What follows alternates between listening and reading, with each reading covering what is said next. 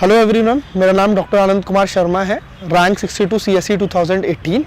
ये मेरा 4th attempt था। अभी मैं Indian revenue services income tax में हूँ। मैंने अपना ग्रेजुएशन मौलाना आज़ाद मेडिकल कॉलेज से किया है। मैं आगरा से बिलोंग करता हूँ एंड मैंने इस बार मेरे एसए में मार्क्स 141 थे। एंड अभी हम आज फिलोसफिकल एसेस पे डिस्कस करेंगे कि कैसे हमें फिलोसफिकल एसेस को अप्रोच करना है। यूपीएससी का सेकंड सेक्शन जनरली अब आजकल एक फिलोसफिकल एसेस पे आने लगा है, जिसके वेरिड इंटरप्रिटेशंस होते हैं, मल्टीपल इंटरप्रिटेशंस होते हैं। हर इंडिविजुअल का अपना इंटरप्रिटेशन होता है और हर इंडिविजुअल अपने वेरियस डायमेंशंस को कवर कर सकता है।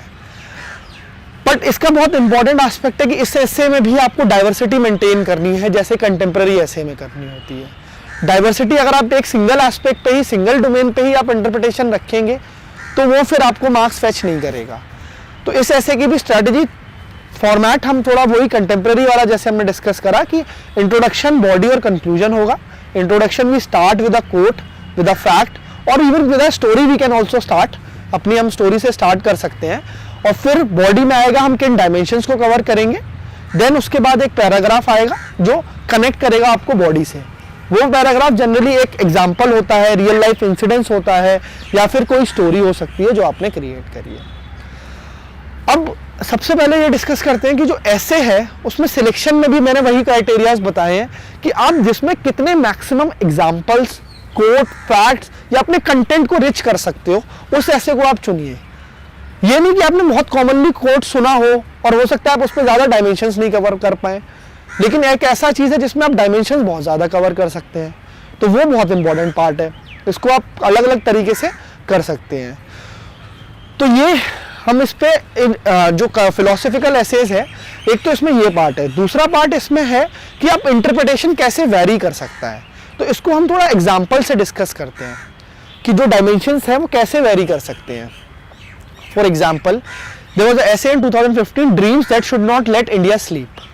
तो इसमें आपने स्टार्ट किया, तो अब इसके 2-3 तरीके हैं करने के। कि पहला तरीका एक इंसान ऐसे लिख सकता है कि कौन कौन से सोशल ड्रीम्स हैं हमारे, पॉलिटिकल ड्रीम्स हैं, इकोनॉमिक ड्रीम्स हैं, कल्चरल ड्रीम्स हैं, वो जो कैसे हेल्थ अचीव करनी है, एजुकेशन अचीव करनी है। एक हमारा ये अप्रोच हो सकता है। फिर दूसरा अप्रोच हमारा ऐसे हो सकता है कि जैसे मेरे एक फ्रेंड ने लिखा था, जो मुझे बहुत अच्छा अप्रोच तो लगा था थोड़ा उनका, कि a dream which should not late a child sleep. एक चाइल्ड के अलग ड्रीम्स हो सकते हैं, देन एक अडल्ट के अच्छे ड्रीम्स अलग ड्रीम्स हो सकते हैं, एक ओल्ड एज पॉपुलेशन के अलग ड्रीम्स हो सकते हैं, विमेन के अलग, मेन के अलग, वल्नरेबल सेक्शन के अलग, रूरल इंडिया के अलग, अर्बन इंडिया के अलग। तो ये इस अलग तरीके के डायमेंशन से आप हो सकता है उन्हीं चीज़ों को कवर करें, पर आपकी प्रेजेंटेशन कैसे चेंज हो रही है, तो उस चीज़ पे हमारा ये रहता है।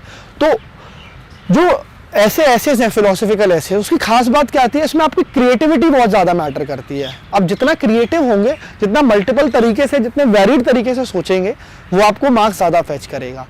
इसीलिए द सेकेंड एस्पेक्ट दिया ही मेरे हिसाब से आपका इनोवेशन और क्रिएटिविटी चेक करने के लिए। तो आप थोड़ा सा क्रिएटिव अगर स्टाइल में करेंगे, डिफरेंट करने की कोशिश करेंगे, तो अलॉन्ग विद कवरिंग कॉम्प्रिहेंसिवली, तो वो आपको अच्छे मार्क्स फेच कर सकता है। अब सिमिलरली जैसे एक और एग्जांपल से हम कोट करते हैं, इस बार का ऐसे था जो मैंने एक अटेम्प्ट किया था, customary morality can not be guide for modern India. तो रूढ़िवादी सोच आपको नए मॉडर्न इंडिया की तरफ या मॉडर्न लाइफ की तरफ नहीं ले जा सकती है। अब इसके भी कई सारे डायमेंशंस हो सकते हैं। जैसे इसको मैं अपनी अप्रोच बताता हूँ, मैंने कैसे स्टार्ट किया। मैंने इंट्रोडक्शन बॉडी दिया, मैंने पास्ट के बारे में बात करी पहले, कैसे जिन्होंने कस्टमरी मोरालिटी को, रूढ़िवादी सोच को चैलेंज किया और वो मॉडर्न लाइफ की तरफ लेके आए। जैसे कॉपरनिकस था, ठीक है, जैसे आइंस्टीन था, जैसे कि राजा राम मोहन रॉय थे, ईश्वरचंद विद्यासागर थे। उन्होंने इन चीज़ों को चैलेंज किया तो ये मॉडर्न लाइफ की तरफ मूव किए। फिर मैंने वेरियस लोगों की तरफ बात किया कि कैसे कैसे अलग अलग इंडिविजुअल्स को कस्टमरी मोरालिटी से इफेक्ट हो रहा है और वो मॉडर्न लाइफ की तरफ नहीं जा रहे। जैसे ट्रांसजेंडर्स की बात है, होमोसेक्सुअलिटी की बात है, विमेन की बात है, चाइल्ड मैरिज की बात है, ठीक है, देन विडोज की बात है। तो इन एस्पेक्ट्स पे कवर करा मैंने। एक और एस्पेक्ट है कि लोग इसमें सोशियो पॉलिटिकल इकोनॉमिक्स से भी कर सकते हैं कि ऐसे पॉलिटिकल थ्योरीज में है, टेक्नोलॉजीज में। जैसे एक मेरे फ्रेंड ने एग्जांपल दिया था कि हमारी कस्टमरी मोरालिटी की वजह से हम बायोटेक्नोलॉजी को एक्सेप्ट नहीं कर रहे हैं, जैसे बीटी कॉटन और इनके लिए प्रोटेस्ट हो रही है अगेंस्ट। तो ऐसे आप डायमेंशंस को कर सकते हो। तो इसीलिए मेरा कहने का एग्जैक्टली क्या मतलब है कि जो आपके फिलोसफिकल एसेज हैं इसमें आपको कंटेंट रिच करने के लिए आपको एग्जाम्पल्स बहुत चाहिए, और एग्जाम्पल्स आपके लोकल लेवल पे, रीजनल लेवल पे, नेशनल लेवल पे, इंटरनेशनल लेवल पे। तो फॉर एग्जाम्पल जैसे कस्टमरी मोरालिटी में किसी ने बोला कि मिडिल ईस्ट में कस्टमरी मोरालिटी ज़्यादा फॉलो होती है तो मॉडर्न लाइफ की तरफ नहीं जा पा रहे हैं, लेकिन वहीं वेस्टर्न कंट्रीज में या नॉर्डिक कंट्रीज में कस्टमरी मोरालिटी का इतना रोल नहीं है, तो लोग अपनी मॉडर्न लाइफ की तरफ हम जा पा रहे हैं। तो ऐसे आपको हर आर्गुमेंट में बहुत एग्जाम्पल्स चाहिए, एग्जाम्पल्स रियल लाइफ एग्जाम्पल। फिर सिमिलरली मैंने उसको रिसेंट डेवलपमेंट से रिलेट किया कि जैसे होमोसेक्सुअलिटी का जजमेंट आया तो that is a line in the right of कि कस्टमरी मोरालिटी को हटा के सुप्रीम कोर्ट ने मॉडर्न लाइफ को चूज किया। अडल्ट्री पे जजमेंट आया था, उसमें भी सुप्रीम कोर्ट ने मॉडर्न लाइफ को चूज किया कस्टमरी मोरालिटी को हटा के। तो आप इन चीज़ों पे डिस्कस कर सकते हो स्पेसिफिकली, जिसमें आप रीसेंट लाइन से, रीसेंट जजमेंट से या रीसेंट न्यूज़ से आप लिंक करेंगे तो एग्जाम में बहुत अच्छे से लिंक कर पाएगा उसको, और आपके आंसर की क्वालिटी बहुत बढ़ेगी और ऐसे मार्क्स आपको काफ़ी फेच करेंगे। फिर similarly once you are done in body, फिर आप उसके दूसरे साइड के आर्गुमेंट्स अगर देना चाहते हैं तो उस आर्गुमेंट्स पे 2 या 3 डिस्कशन करिए। फिर आप अपने कंक्लूजन को एक पॉजिटिव नोट पे खत्म करते हुए, जैसे कस्टमरी मोरालिटी में मैंने ये बताया कि ठीक है कस्टमरी मोरालिटी पूरी ही खराब नहीं है, कुछ कस्टमरी मोरालिटी की जैसे हमारी वैल्यूज हैं बुद्धिज्म जैनिज्म की, रिस्पेक्ट टू एल्डर्स की, ये वाली जो वैल्यूज है कस्टमरी मोरालिटी की वो एक पॉजिटिव वैल्यूज भी हैं, तो हम उस बारे में भी बात कर सकते हैं।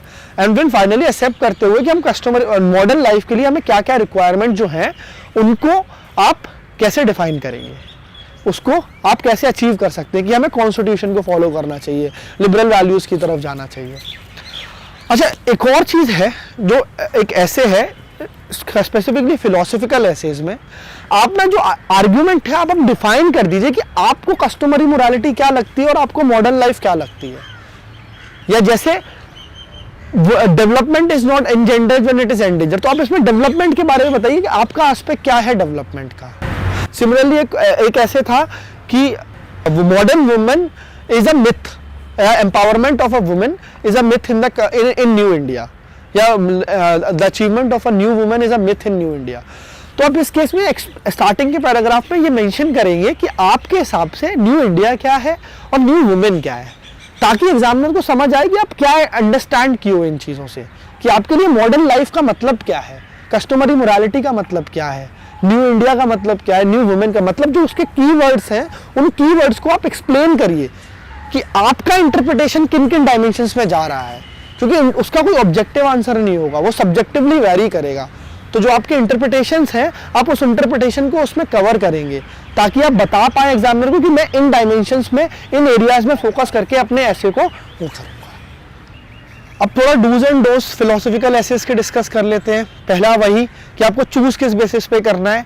चूज वही मैंने स्टार्टिंग में बताया कि मोस्ट कॉमनली सुनी हुई चीज़ें से ज़्यादा इस पे ध्यान दीजिए कि आप कितना ऑब्जेक्टिवली उसको कवर कर सकते हैं, कितने मल्टीपल डायमेंशन है, कितने एग्जाम्पल्स हैं, कितने आपके पास कोड्स हैं, उस चीज़ पर आप ज़्यादा ध्यान दीजिए ताकि आप अपने ऐसे को एनरिच कर सके। कंटेंट मैटर करता है पूरे ऐसे में, बिना कंटेंट के आप अपने ऐसे को अच्छा नहीं बना सकते, और कंटेंट को ही आप प्रेजेंटेशन में कन्वर्ट कर सकते हैं, बिना कंटेंट के प्रेजेंटेशन में भी आप कन्वर्ट नहीं कर सकते।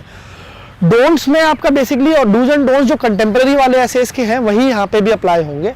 आप उसी चीज़ को फोकस करिए कि अपना क्या आपको उस पर फोकस करना है, कंटेंट डिस करना है, डाइवर्सिटी रखनी है, एक डायमेंशन पे ही सिर्फ कवर नहीं करना है, एग्जाम्पल, कोट्स और कोई भी चीज़ों को रीसेंट जजमेंट से या रीसेंट केसेस से या रीसेंट कोई स्टोरीज हुई है या रीसेंट कोई इंसिडेंसेस हुए हैं उनसे लिंक करने की कोशिश करिए।